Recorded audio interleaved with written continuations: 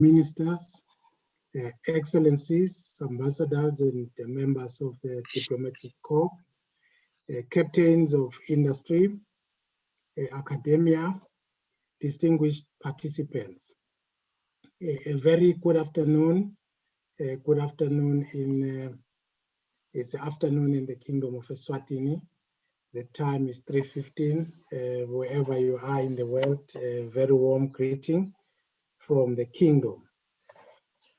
I am deeply honored and excited to share a platform with such a distinguished panel of esteemed leaders to share my thoughts and experiences on the topic of leadership in a time of crisis. As a preface to this discourse, it is worth noting that leadership in time of crisis requires a combination of technical and behavioral competencies that do not emerge when everything is smooth sailing. Unfortunately, there is no one-size-fits-all manual or guideline for leadership during difficult times, because each crisis is unique in its own way, with its own challenges, and requires a strategic approach to manage the feature of that particular crisis. John Galbraith says, all of the great leaders have had one characteristic in common. It was the willingness to confront unequivocally the major anxiety of their people in their time. Indeed, I believe being in touch and connecting with people in this way is the essence of leadership.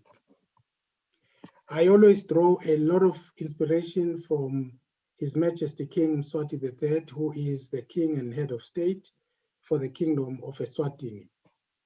His counsel and guidance is always valuable.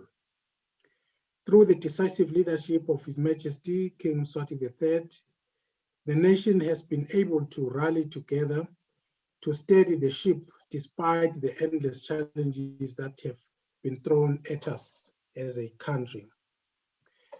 We are at a time when the current financial, health, and social crisis experienced by the world, Eswatini included, exacerbated by the outbreak of COVID-19, has led to a complexity of economic and health challenges. Such a crisis necessitates the efficient utilization of behavioral leadership traits whilst strengthening technical competencies to carefully balance between the pressing need to save lives and the obligation to protect the economy. In 2018, as I assumed duty as Prime Minister of the Kingdom of Eswatini, government was already facing serious challenges of sluggish economic growth, rising debt, and budget deficit estimated at 6.5% of GDP. Low revenues were outpaced by elevated expenditures, particularly the wage bill and capital outlays. The new administration quickly imposed austerity measures to achieve fiscal prudence and to cushion citizens from an economy that was showing little signs of growth. Measures included stopping first-class travel for cabinet, suspending the purchase of new cars for cabinet ministers and all qualifying politicians, as well as suspending the increase of utilities such as water and electricity for all citizens. Through collaboration and utilizing the relative strength of the cabinet team, concise long short-term plans were put in place to recharge the economy, such as the National Development Plan and the government strategic roadmap, which identified 5 key pillars to reignite economic growth. Even in time of crisis, during the biblical times, Habakkuk chapter 2, verse 2, wrote and graved a clear plan to be followed for addressing the calamity before them.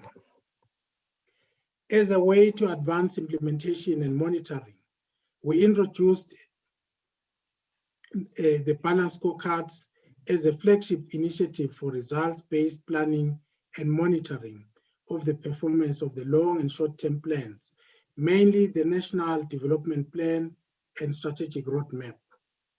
However, due to the derailment of many of our plans in the midst of COVID-19 pandemic, we have not yet fully implemented the balanced scorecards. Nobody at that time anticipated that an unpredictable enemy in the likes of the coronavirus was lurking in the shadows and would confront us and derail many of our plans. Currently, with the outbreak of the pandemic, the fiscal deficit has reached 7.5% of GDP.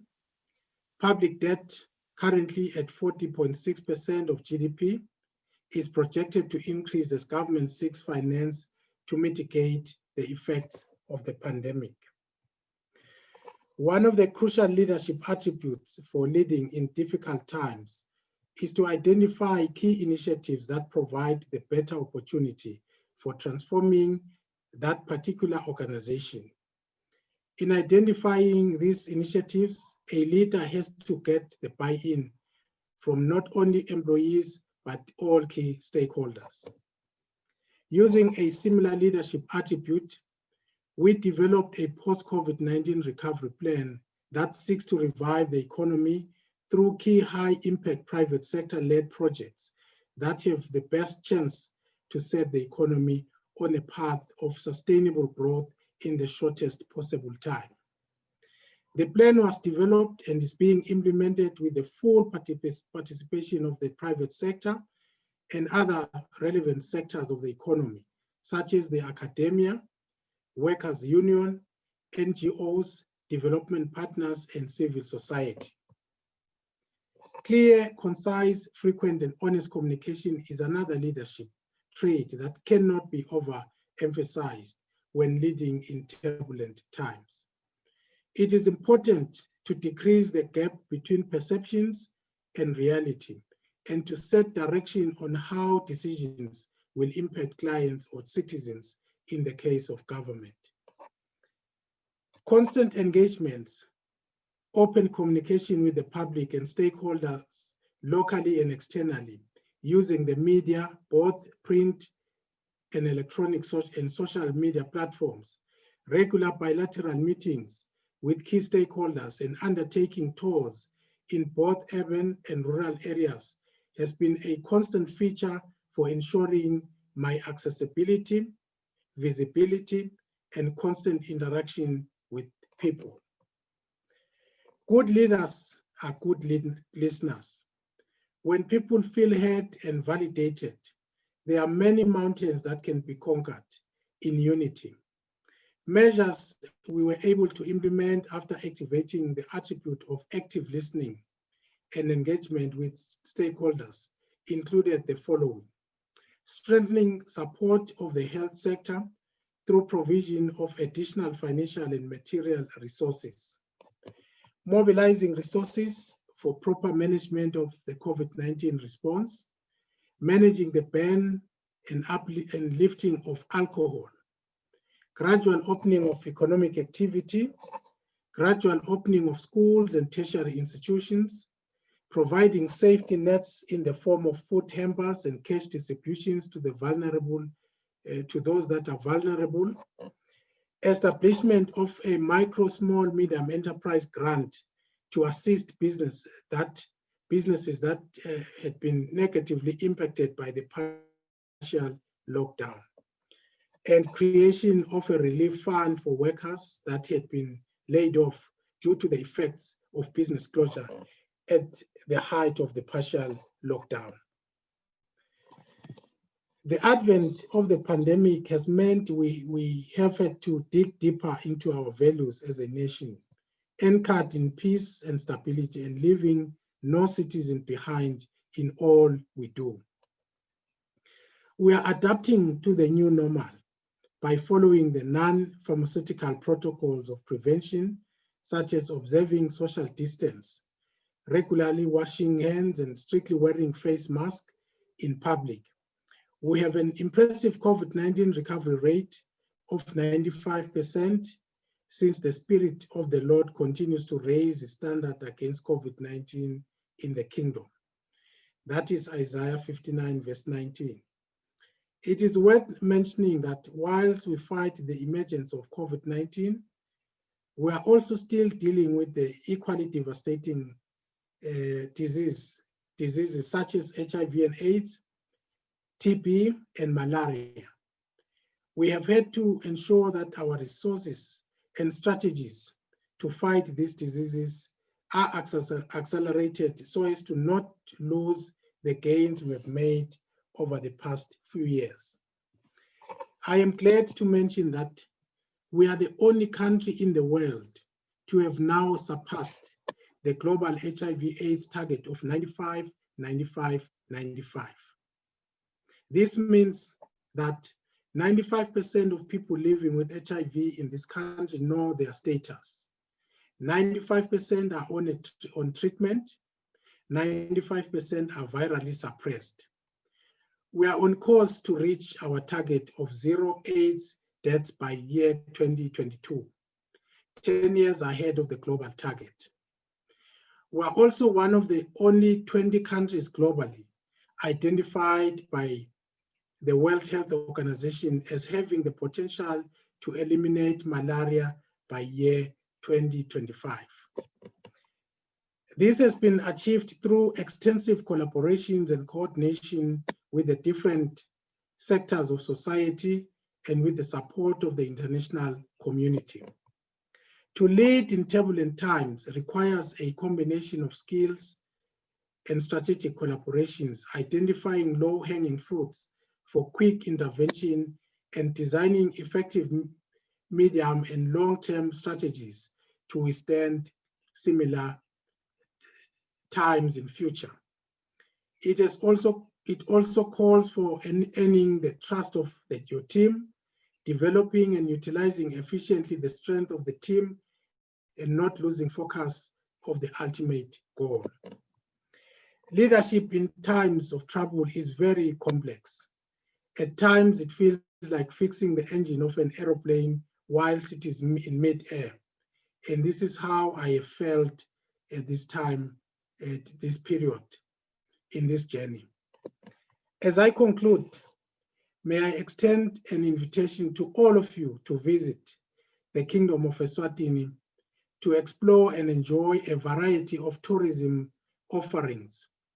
We have been declared a safe destination to visit by the World Travel and Tourism Council. Early this week, we also became the first Southern African country to receive the Safer Tourism Seal from the World Tourism Network.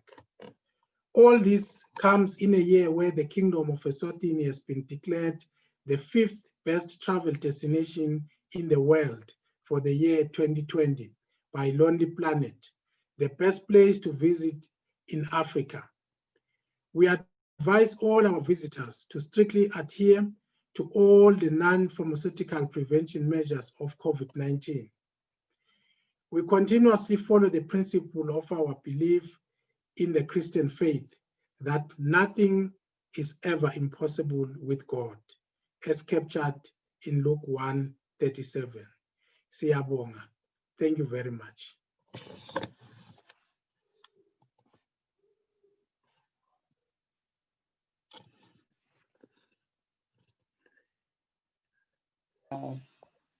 Thank you, PM, for such a concise and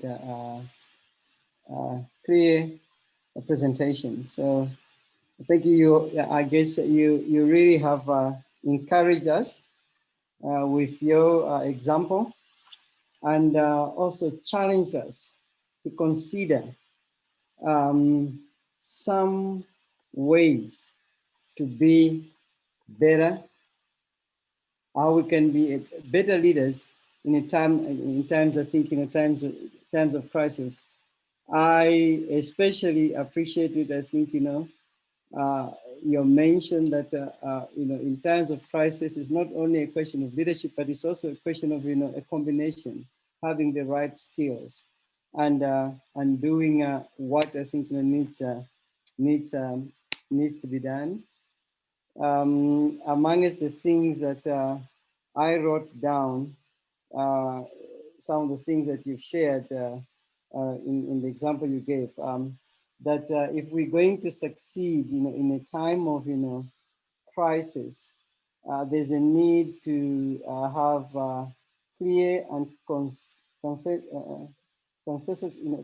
communication that must be very clear. But also, in times of crisis, leadership upholds values and develops norms guiding engagement and stakeholders, and getting everybody, I think, on board. Those are some of the things that I have picked up. But I also have appreciated, as you have shared with us, that underlining all these things, uh, I have I have visited, the kingdom. It's very clear that majority of the things that are happening, they are by and large undergirded and underpinned by faith, and that is your Christian convictions. And I think in the many times that I've interacted with you, I have just been amazed, and I've asked myself, how do you manage to to sort of tap into your faith, and at the same time handle governance issues, and how to really balance that. I know that is not an easy act, but I've really appreciated that. And I think the fact that in your leadership you have also emphasized that you use biblical values to undergird the principles and the values by which you live. So thank you so very much. I think for that.